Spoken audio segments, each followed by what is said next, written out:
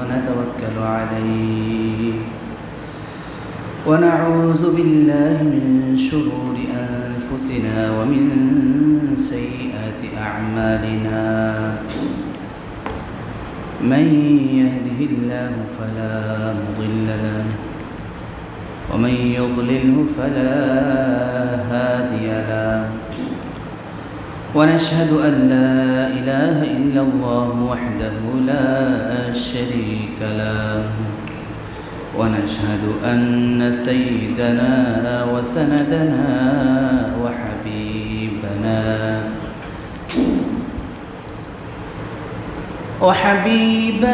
وطبيبنا وطبيب قلوبنا ومولانا وأولانا محمدا عبده ورسوله أرسله الله تعالى بالحق بشيرا ونذيرا وداعيا إلى الله بإذنه وسراجا منيرا اللهم صل على محمد وعلى آل محمد كما صليت على إبراهيم وعلى آل إبراهيم إنك حميد مجيد اللهم بارك على محمد وعلى آل محمد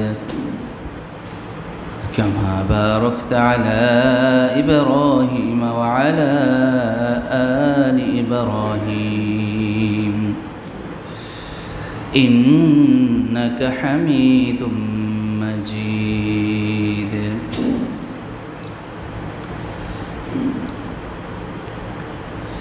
أما بعد فقد قال الله تعالى في كلامه المجيد وفرقانه الحميد أعوذ بالله من الشيطان الرجيم بسم الله الرحمن الرحيم ومن يبتغي غير الإسلام دينا فلن يقبل منه وهو في الآخرة من الخاسرين وعن عمر بن الخطاب رضي الله تعالى عنه قال لا تدخلوا على المشركين في كنائسهم يوم عيدهم فإن السخطة تنزل عليهم رواه البيهقي صدق الله العظيم الحمد لله মহান আল্লাহ পাকের দরবারে লাখ কোটি শুকরিয়া যে আল্লাহ পাক রব্বুল আলামিন আমাদেরকে রহমত করে আল্লাহর পবিত্র ঘর মসজিদে পবিত্র সালাতুল জুমা আদায় করার জন্য আসার তৌফিক দান করেছেন। এই জন্য আল্লাহ পাকের দরবারে দিল থেকে শুকরিয়া আদায় করি বলে আলহামদুলিল্লাহ। সম্মানিত মুসল্লিয়ানে কেরাম,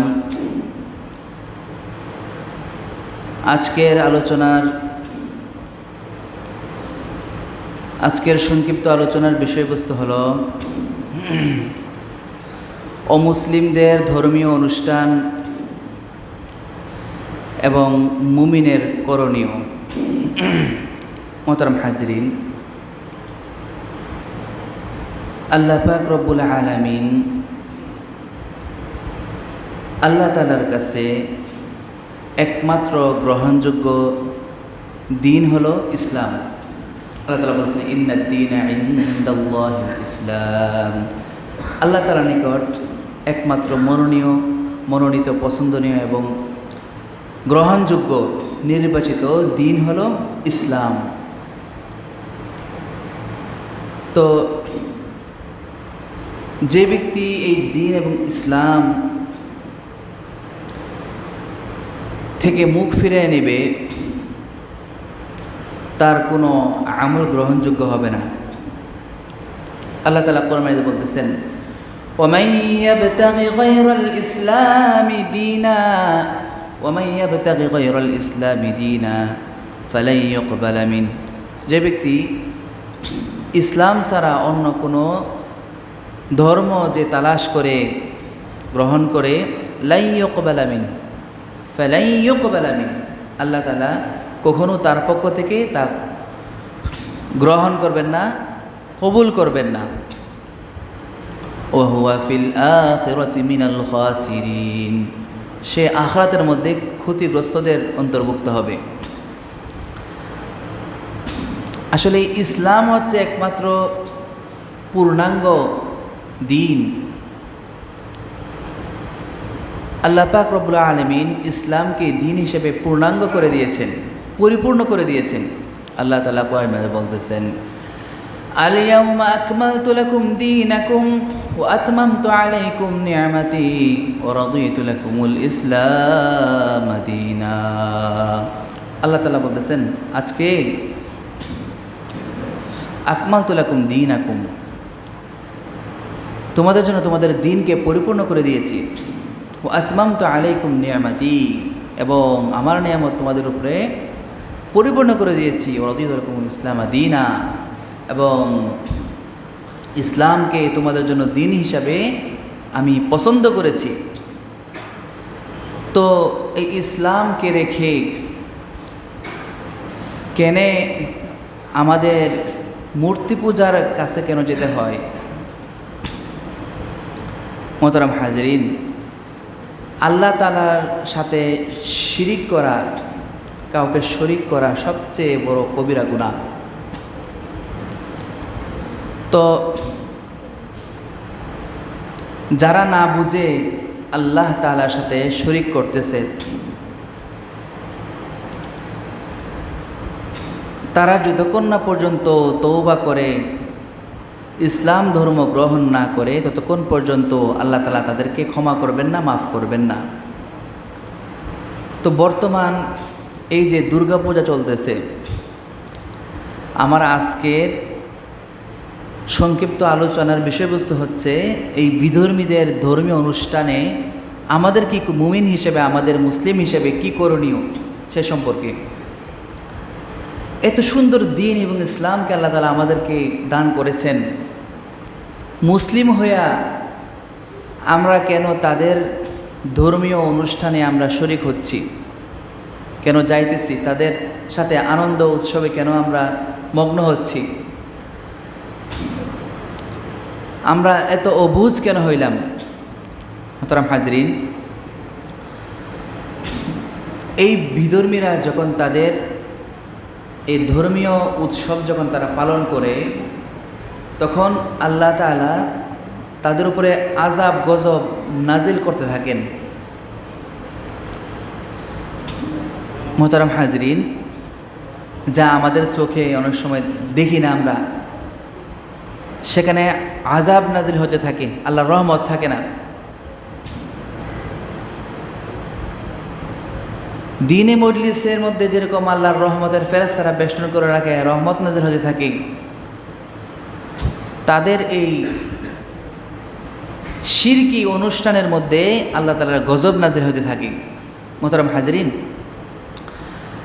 বিধর্মীদের এই ধর্মীয় উৎসব তথা দুর্গাপূজা, এগুলোর মাধ্যমে আনুষ্ঠানিকভাবে তারা আল্লাহর সাথে শিরক স্থাপন করে। তো তাদের এই শিরকি কার্যক্রম, আয়োজন, উৎসব যতক্ষণ পর্যন্ত চলতে থাকে, ততক্ষণ পর্যন্তই আল্লাহ তাআলার গজব নাজিল হতে থাকে। বাইহাকি শরীফের হাদিস, হযরত উমর রাদিয়াল্লাহু তাআলা বলতেছেন, عن عمر بن الخطاب رضي الله تعالى عنه قال لا تدخلوا على المشركين في كنائسهم يوم عيدهم فإن السخطة تنزل عليهم। হযরত উমর রাদিয়াল্লাহু তাআলা বলতেছেন, তোমরা মুশরিকদের ধর্মীয় উৎসবের দিন তাদের গির্জায় প্রবেশ করো না, যায়ও না। কেন? ফাইন্নাস সাখাতাতা তানজিলু আলাইহিম, আল্লাহ তাআলার আযাব গজব তাদের উপর তখন নাজিল হতে থাকে। মোহতারাম হাজরিন, তো আমাদেরও তো বিভিন্ন সময় বিভিন্ন জায়গা দিয়ে যাইতে হয়। ধরেন রাস্তা দিয়ে যাইতেছি, রাস্তার পাশে তাদের পূজা উৎসব চলতেছে, তখন আমরা কিভাবে যাইব, সেই দিক দিয়ে যাতায়াত করার সিস্টেমটা কি, সেখানে গিয়া দাঁড়ায় অবস্থান করব, তাদের কার্যকলাপ কি আমরা দেখব, চায় থাকবো কিনা, না কি করব? মোহতারাম হাজরিন, আল্লাহ পাক রব্বুল আলামিন কোরআনের মধ্যে মুমিন বান্দাদের গুণাবলীর মধ্যে একটা গুণ উল্লেখ করেন যে ওয়াল্লাযীনা লা ইয়াশহাদুনা আয-যূর ওয়া ইযা মাররু বিল-লাগwi মাররু কিরামা। আল্লাহ তাআলা কোরআন মাজিদের সূরা ফুরকানের 72 নম্বর আয়াতে আল্লাহ পাক বলতেছেন, মুমিনরা কোনো সময় অন্যায় কাজে তারা অংশগ্রহণ করে না, এবং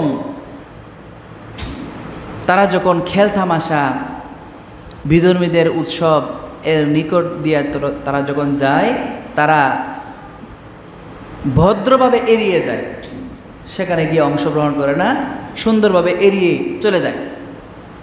মোহতারাম হাজরিন, তো আমাদের মুসলিম হিসেবে করণীয় হলো তাদের ধর্মীয় অনুষ্ঠানে না যাওয়া।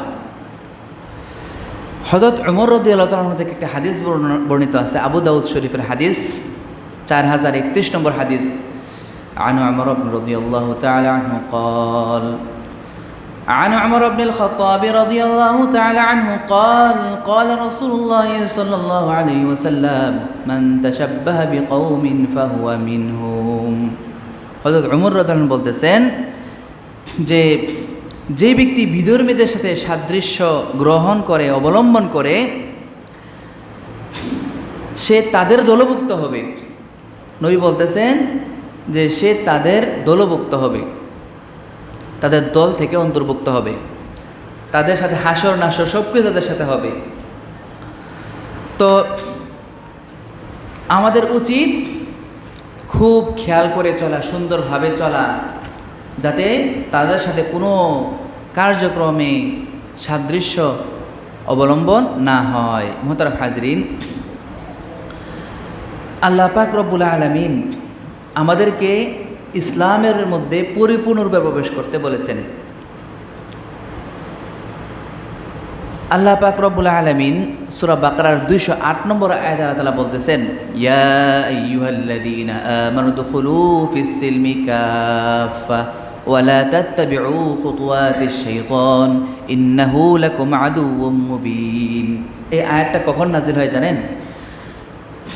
যখন কিছু মুসলমান যারা আগে ইহুদি ছিলেন নবীর যুগে, তারা ইহুদি ধর্ম ছেড়ে ইসলাম যখন গ্রহণ করলেন, গ্রহণ করার পরে তারা ইসলাম গ্রহণ করার পরে ইহুদিদের রীতিনীতি তারা কিছু মেনে চলতো, তারা সেই অনুযায়ী কাজ করত। আর শনিবারে যে ইহুদিদের যে ইবাদতের উৎসবের দিন ছিল, তারা সেখানেও গিয়ে শরীক হইতো এবং তারা তাওরাত কিতাব তেলাওয়াত করত ইসলাম গ্রহণ করার পরেও। তখন আল্লাহ পাক রব্বুল আলামিন আয়াত নাজিল করেন, ইয়া আইয়ুহাল্লাযীনা আমানু দুখুলু ফিস-সিলমি কাফা, হে ইমানদারগণ, তোমরা ইসলামের মধ্যে পরিপূর্ণরূপে প্রবেশ করো। তোমরা ইসলাম গ্রহণ করার পরে যদি তাদের সাথে যোগ দাও, তাদের অনুষ্ঠানে যাও, তাহলে তো ইসলামের মধ্যে পরিপ্রবেশ করতে পারলা না। আল্লাহ তাআলা বলতেছেন, ওয়ালা তাত্তাবিউ খুতুওয়াতিশ শাইতান, তোমরা শয়তানের পদাঙ্ক অনুসরণ করো না। ইন্নাহু লাকুম আদুউম মুবিন, নিশ্চয়ই এই শয়তান তোমাদের জন্য প্রকাশ্য শত্রু। মোহতারাম হাজরিন, তো বিধর্মী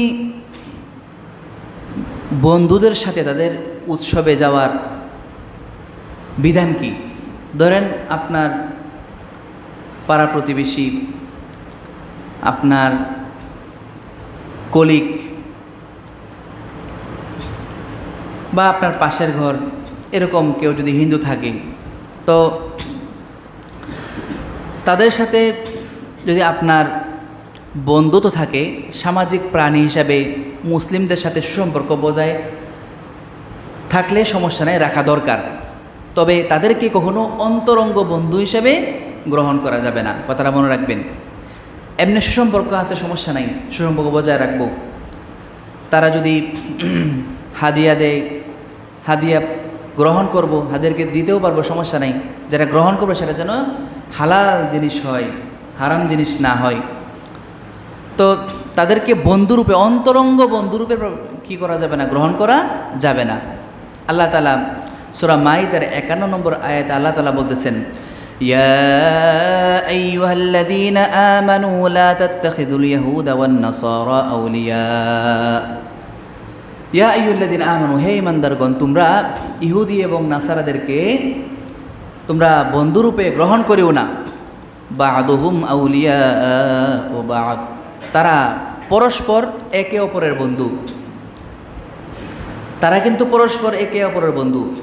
আপনি দেখবেন হিন্দু মুসলিম, হিন্দু বৌদ্ধ খ্রিস্টান ঐক্য পরিষদ তাদের আছে, কিন্তু তারা পরস্পরে কিন্তু এক মিল আছে, তারা সেই সম্পর্ক তারা বজায় রাখে। আল্লাহ তাআলা বলতেছেন, ওয়ামাই ইয়াতাওয়াল্লাহুম মিনকুম ফাইন্নাহু মিনহুম, তোমাদের যে ব্যক্তি তাদেরকে বন্ধুরূপে গ্রহণ করবে সে তাদের মধ্যে থেকে গণ্য করা হবে, তাকে তাদের মধ্য থেকেই গণ্য করা হবে। তাহলে তাদের সাথে বন্ধুরূপে, তাদেরকে বন্ধুরূপে গ্রহণ করা যাবে না, অন্তরঙ্গ বন্ধু বানানো যাবে না। মোহতারাম হাজরিন, তো দেখেন যেই জায়গার মধ্যে অন্তরঙ্গ বন্ধু বানানো যাবে না, সেই জায়গায় বর্তমানে আমরা মুসলিমরা কী করি, তাদেরকে বন্ধু বানাইয়া তাদের ধর্মীয় উৎসবে আমরা যাই। এটা কত বড় ধরনের জঘন্য অপরাধ ইসলামের মধ্যে চিন্তা করি আমরা।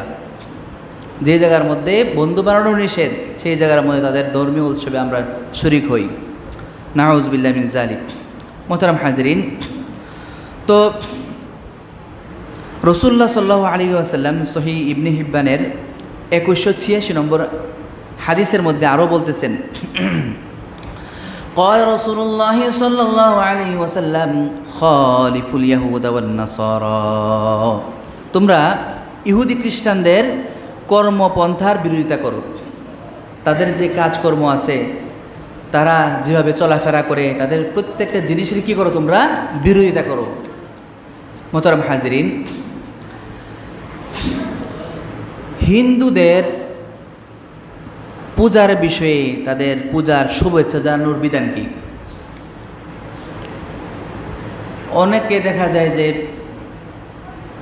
হিন্দুদের পূজার শুভেচ্ছা জানাতে দেখা যায়, ধরেন ব্যানার, পোস্টার ইত্যাদি থেকে শুরু করে, এমনকি তাদের কাছে গিয়েও তাদের এই পূজার শুভেচ্ছা জানাতে আমরা দেখি। এই বিষয়ে কোরআনে কি বলে, হাদিসে কি বলে? আসলে দেখেন, বিধর্মীদের এই যে বিশেষ করে হিন্দুদের দুর্গাপূজা, এটা তাদের একটা প্রধান ধর্মীয় উৎসব।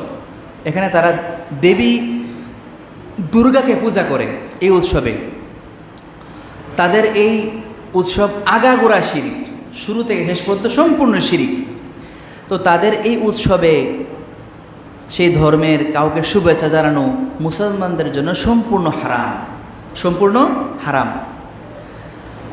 ইমাম ইবনুল কাইয়িম রহমতুল্লাহ আলাইহি তিনি বলতেছেন, আম্মাত তাহনিয়াতু বিশাআইরিল কুফরিল মুখতাসাতি বিহি ফাহারামুন বিল ইত্তিফাক, বিধর্মীদের, কাফেরদের রীতি অনুযায়ী তাদেরকে শুভেচ্ছা জানানো সর্বসম্মতিক্রমে হারাম। বিশেষ করে পাকিস্তানের বিনুনি টাউনের দারুল ইফতার, বিনুনি টাউনের ফতোয়া আসছে যে যদি বিধর্মীদের উৎসবের শুভেচ্ছা জানানোর অর্থ এরকম হয় যে তাদের এই কর্মকাণ্ডের সমর্থন জানানো হয়, যে সাপোর্ট করতেছি, তাদেরকে শুভেচ্ছা জানাতে ভালো বলতেছি, আর তাদের এই শুভেচ্ছা বিনিময়ের উদ্দেশ্য সম্মান জানানো বা তাদের ধর্মের সম্মান উদ্দেশ্য যদি হয়, তাহলে সম্পূর্ণ শিরিক হবে। এটা একদম সম্পূর্ণরূপে কী হবে? শিরিক হবে। অনেক সময় তারা শিরকি কথাবার্তাও বলে ফেলে। ধন্যবাদ শুভেচ্ছা জানাতে গিয়ে অনেক সময় অনেক মুসলমানরা কি করে জানেন, তারা শিরকি কথাবার্তাও বলে ফেলে সেখানে গিয়ে। আসলে এটা সম্পূর্ণ জায়েজ হবে না। অনেক সময় ঈমান পর্যন্ত চলে যায়, সতর্ক থাকতে হবে। মোহতারাম হাজরিন, এই পূজার সময় হিন্দুদের অনেকে কি করে জানেন? তাদের এই পূজার প্রসাদ গ্রহণ করে, প্রসাদ খায়। এটার বিধান কি? মোহতারাম হাজরিন, মুসলিমদের সাথে সম্পর্ক রাখা ইসলামের অনুমোদিত। তাদের উপহার দেওয়া নেওয়া সমস্যা নাই, যদি তাদের উপহারটা হালাল হয়। তো তাদের যে মূর্তি পূজার সাথে সম্পৃক্ত থাকে যে খাবারটা, বিশেষ করে প্রসাদ, যে প্রসাদ তাদের দেব দেবীর নামে উৎসর্গ করা হয়, সেই জিনিসটা হারাম হবে, হালাল হবে না। কুরআন শরীফে আল্লাহ তাআলা বলতেছেন, ক্বালাল্লাহু তাআলা ইন্নামা হাররামা আলাইকুমুল মাইতাতা ওয়াদ-দামা ওয়া লাহমাল খিনজির ওয়া মা উহিল্লা বিহি লিগাইরিল্লাহ। আল্লাহ তাআলা বলতেছেন, তোমাদের উপর হারাম করা হয়েছে মৃত জন্তু এবং রক্ত এবং শুকরের গোশত এবং ওই জিনিস যা দেব দেবীর নামে আল্লাহ তাআলা ছাড়া অন্য কোনো কিছুর নামে উৎসর্গ করা হয়, সেই জিনিস কি? হারাম। তো হিন্দুদের সেই প্রসাদ তাদের দেব দেবীর নামে কি করা হয়? উৎসর্গ করা হয়। তাদের এই উৎসর্গকৃত খাবার মুসলমানদের জন্য হারাম ঘোষণা করা হয়েছে। তো এই উৎসর্গকৃত খাবার, এই প্রসাদ খাওয়াটা দুই কারণে হারাম। বলুন কয় কারণে? দুই কারণে। এক নম্বর হচ্ছে, যেটা বললাম, তাদের দেব দেবীর নামে সেই খাবারকে উৎসর্গ করা হয়। দুই নম্বর হলো, সেই খাবারের যে এই উপাদান আছে সেখানে হারাম জিনিসের মিশ্রণ থাকে। যেমন ধরেন, তাদের কাছে পবিত্র জিনিস গোমূত্র, গরুর প্রস্রাব, গোবর ইত্যাদি তাদের কাছে পবিত্র জিনিস, সেটার কি থাকে? মিশ্রণ থাকে। তো আমাদের অনেক মুসলিমরা আছে যারা না বুঝে তাদের সাথে কি শরিক হয়, তাদের অংশ গ্রহণ করে, তাদের পূজায়, তাদের খাবারে অংশগ্রহণ করে। তো মুসলিম হিসাবে, একজন মুমিন হিসাবে আমাদের এগুলো থেকে বিরত থাকতে হবে। দেখেন, তারা একটা কথা বলে, ধর্ম যার যার, উৎসব সবার, একটা কথা বলে। আসলে এটা একটা জঘন্য প্রতারণা। তারা এই কথা বলে বলে মুসলমানদেরকে তাদের পূজায় নিয়ে যাওয়ার চেষ্টা করে। এই কথা বলে বলে ধর্ম যার যার, উৎসব সবার। মোহতারাম হাজরিন, যদি তাদের এই কথাটা যদি তারা মানতো, তো তারা আমাদের কি এই ঈদুল ফিতর, রোজার ঈদ, কুরবানি ঈদ তারা কিন্তু অংশগ্রহণ করতো তাদের কথা অনুযায়ী। আসলে তাদের এটা একটা চক্রান্ত। আর এই কথাটা যদি কোনো মুসলিম বলে, এটা শিরিক হবে। উৎসব সবার যদি হয়ে থাকে, তাহলে তাদের এই দুর্গাপূজার মধ্যে যাওয়াটা আমাদের জন্য জায়েজ হয়ে যাবে, নাউজুবিল্লাহ। উৎসব যদি সবার হয়ে থাকতো, কথা বুঝছেন? তো এই কথা বলা যাবে না। তো যাই হোক, সংক্ষিপ্তভাবে এই মুসলিমদের ধর্মীয় অনুষ্ঠান এবং একজন মুমিন হিসাবে আমাদের কি করণীয়, এই সম্পর্কে সংক্ষিপ্তভাবে কিছু আলোচনা করলাম। আল্লাহ তাআলা আমাদেরকে